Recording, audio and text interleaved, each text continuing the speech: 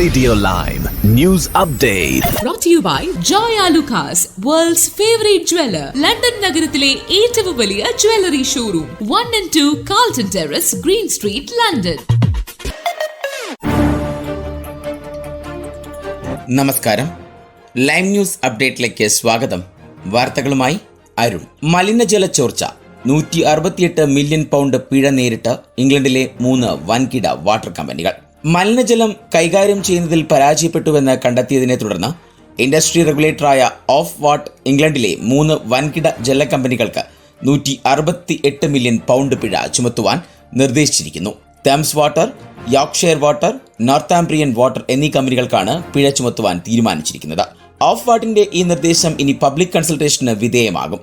Water കമ്പനികളുടെ പ്രകടനത്തെക്കുറിച്ചുള്ള of വാട്ടിന്റെ എക്കാലത്തെയും വലിയ അന്വേഷണത്തിന്റെ ഭാഗമായാണ് ഈ പിഴ ചുമത്തൽ. ഭൂരിഭാഗം ജലകമ്പനികളും തങ്ങളുടെ മലിനജലം നദിയിലേക്കും കടലിലേക്കും മറ്റും ഒഴുക്കിവിടുന്നുണ്ട് എന്നാണ് അന്വേഷണത്തിൽ കണ്ടെത്തിയിരിക്കുന്നത്.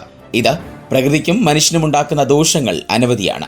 ഇംഗ്ലണ്ടിലെ നദികളിലേക്കും കടലുകളിലേക്കും മലിനജലം ഒഴുകുന്നത് കഴിഞ്ഞ വർഷം ഇരട്ടിയിലേറെയായതായി ഓഫ് വാട്ട് കണ്ടെത്തി.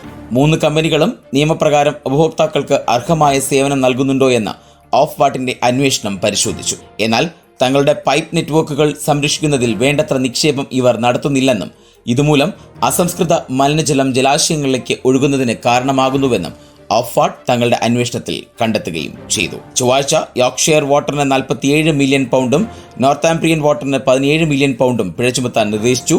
തോംസ് വാട്ടറിന് 104 മില്യൺ പൗണ്ട് എന്ന റെക്കോർഡ് തുകയാണ് പിഴയായി ഓഫ് വാട്ട് നിർദ്ദേശിച്ചിരിക്കുന്നത്.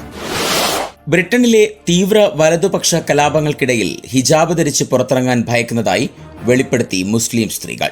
മുസ്ലിം പൗരന്മാർക്ക് നേരെയുള്ള തീവ്ര വലതുപക്ഷ പ്രതിഷേധങ്ങൾ മൂലം ഹിജാബ് ധരിച്ച് വീട്ടിൽ നിന്ന് പുറത്തേക്കിറങ്ങാൻ തങ്ങൾക്ക് ഭയമുണ്ടെന്ന് വെളിപ്പെടുത്തിയിരിക്കുകയാണ് മുസ്ലിം സ്ത്രീകൾ.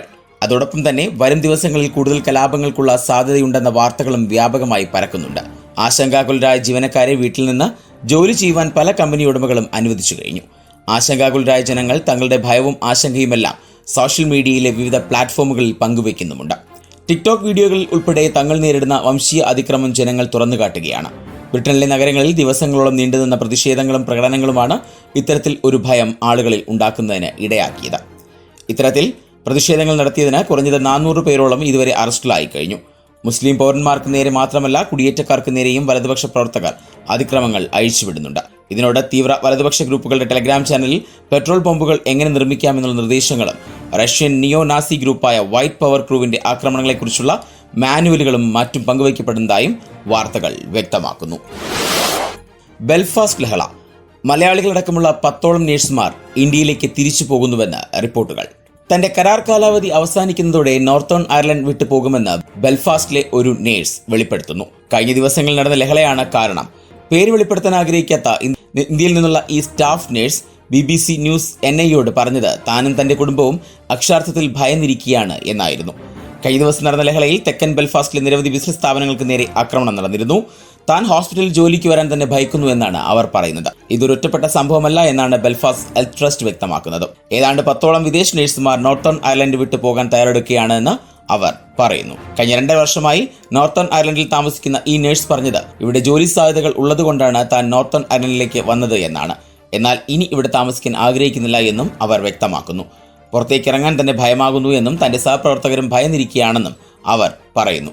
അതേസമയം അക്രമത്തെയും തങ്ങളുടെ ജീവനക്കാർക്ക് നേരെ ഉയർന്ന ഭീഷണികളെയും ശക്തമായി അപലപിക്കുന്നതായി ബെൽഫാസ്റ്റ് ട്രസ്റ്റിലെ മെഡിക്കൽ ഡയറക്ടർ ജോൺ മാക്സ്വെൽ പറഞ്ഞു. 1000-ലധികം വിദേശ നഴ്സുമാർ ഇപ്പോൾ ജോലി ചെയ്യുന്നുണ്ടെന്നും അവരെ തങ്ങൾക്ക് അത്യാവശ്യമാണെന്നും അദ്ദേഹം കൂട്ടിച്ചേർത്തു. അവർക്ക് വേണ്ടുന്ന എല്ലാ പിന്തുണയും നൽകുമെന്നും അവർക്ക് നേരെ ഏതെങ്കിലും തരത്തിലുള്ള ഭീഷണികളോ മറ്റോ ഉണ്ടായാൽ പോലീസിൽ റിപ്പോർട്ട് ചെയ്യുമെന്നും അദ്ദേഹം അറിയിച്ചു. ഇന്ധനവിലയുടെ മൊത്ത വ്യാപാര വിലയിൽ ഇടിവുണ്ടായിട്ടും വാഹന ഉടമകളിൽ നിന്ന് ഡീസലിന് കൂടുതൽ ഈടാക്കുന്നത് 228 പൗണ്ട് വരെ. പെട്രോളിന്റെയും ഡീസലിന്റെയും മൊത്തവിലയിൽ കുറവുണ്ടായിട്ടും ഇംഗ്ലണ്ടിലും വെയിൽസിലും സ്കോട്ട്ലൻഡിലും ഈ മാസം ഇവയുടെ ചില്ലറ വിൽപ്പന വില ഉയർന്നതായി തുടരുമെന്ന് RACയിലെ ബ്രേക്ക് ഡൗൺ വിദഗ്ധർ മുന്നറിയിപ്പ് നൽകുന്നു. എല്ലാ വാഹന ഉടമകളും പെട്രോളിന് അവർ നൽകേണ്ടുന്ന വിലയേക്കാൾ 5 പെൻസും ഡീസലിന് 8 പെൻസും അധികമായി നൽകുന്നു എന്നാണ് തങ്ങളുടെ ഏറ്റവും പുതിയ വിശകലനത്തിൽ RAC പറയുന്നത്. മറ്റൊരു വിധത്തിൽ പറഞ്ഞാൽ ഒരു ഫിലിൻ പെട്രോളിന് 3 പൗണ്ടും ഡീസലിന് 4.40 പൗണ്ടും അധികമായി നൽകുന്നു.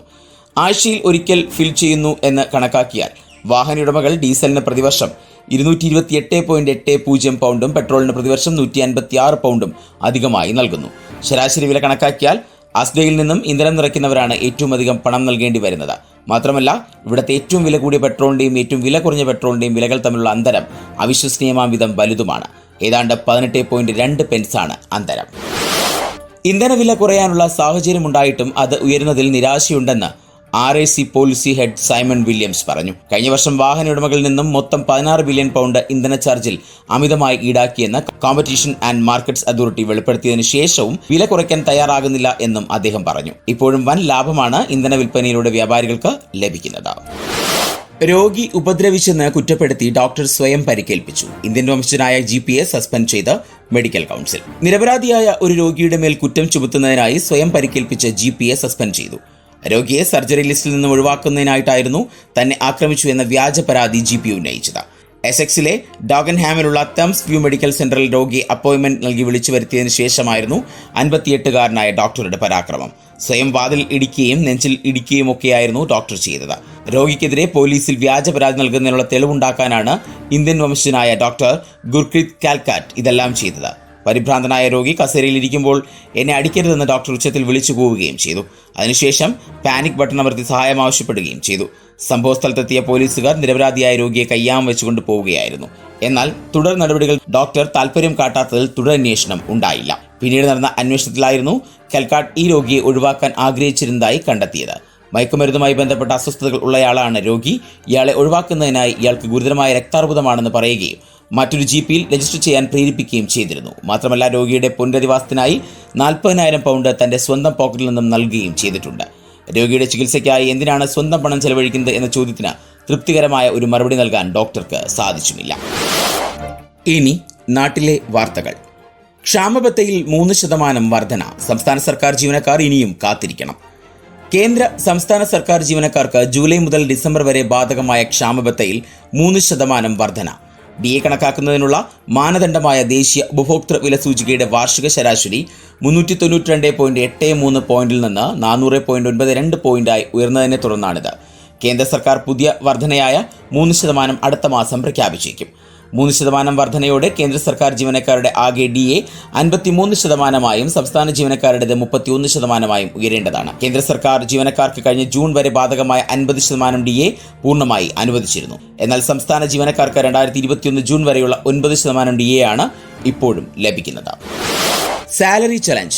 5 ദിവസത്തെ ശമ്പളം. സ്ഥാപന മേധാവികൾക്ക് സമ്മതപത്രം നൽകണം. വയനാട്ടിലെ ദുരന്തത്തിന്റെ പശ്ചാത്തലത്തിൽ മുഖ്യമന്ത്രിയുടെ ദുരിതാശ്വാസ നിധിയിലേക്ക് സർക്കാർ ജീവനക്കാരും അധ്യാപകരും 5 ദിവസത്തെ ശമ്പളം സാലറി ചലഞ്ചായി നൽകണം.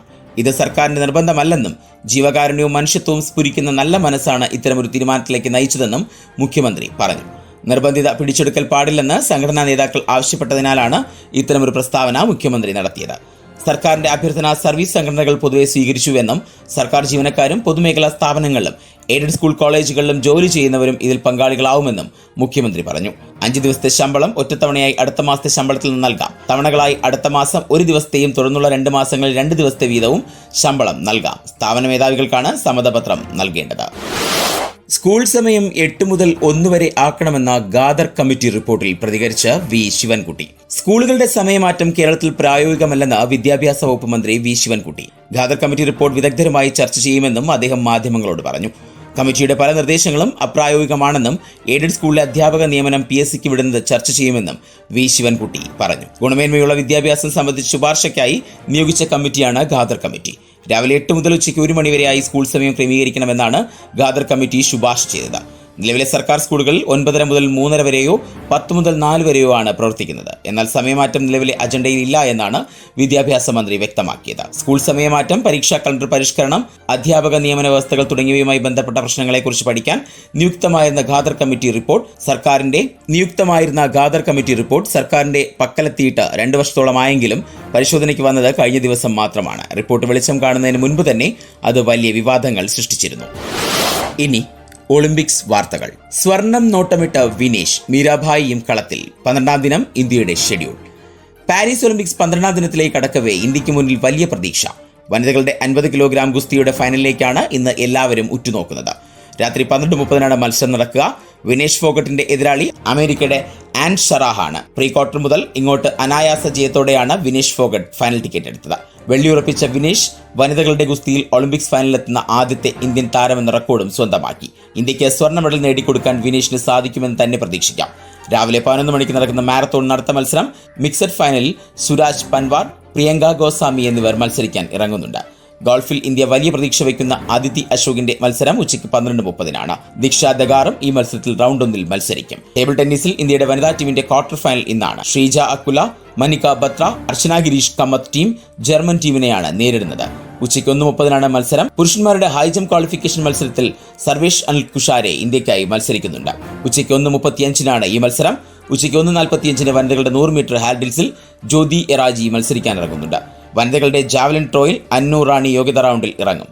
ഗുസ്തിയിൽ വനിതകളുടെ 53 കിലോഗ്രാം വിഭാഗം പ്രീ ക്വാർട്ടറിൽ ആന്റിം പങ്കൽ തുർക്കിയുടെ ഷെയ്നം എഡ്ഗിലിനെ നേരിടും. ആന്റിം പങ്കൽ ജയിച്ചാൽ വൈകിട്ട് 4:20 ക്വാർട്ടറും രാത്രി 10:25 സെമി ഫൈനലും നടക്കും. പുരുഷന്മാരുടെ ട്രിപ്പിൾ ജംപ് ക്വാളിഫിക്കേഷനിൽ പ്രവീൺ ചിത്രാവൽ, അബ്ദുള്ള എന്നിവർ മത്സരിക്കാനിറങ്ങും. ഗുസ്തിയിൽ 49 കിലോഗ്രാമിൽ ഇന്ത്യയുടെ വലിയ മെഡൽ പ്രതീക്ഷയായ മീരാഭായി ചാനുവും പോരിനിറങ്ങും.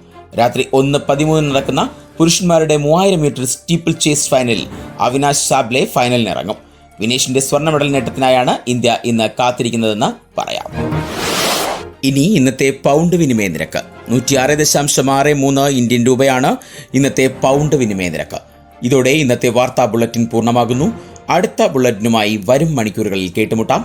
നന്ദി, നമസ്കാരം. കൂടുതൽ വാർത്തകൾക്കും വിശേഷങ്ങൾക്കുമായി റേഡിയോ ലൈം ആപ്പ് ഡൗൺലോഡ് ചെയ്യൂ. പ്ലേ സ്റ്റോറിൽ നിന്നും ആപ്പ് സ്റ്റോറിൽ നിന്നും. Radio Lime.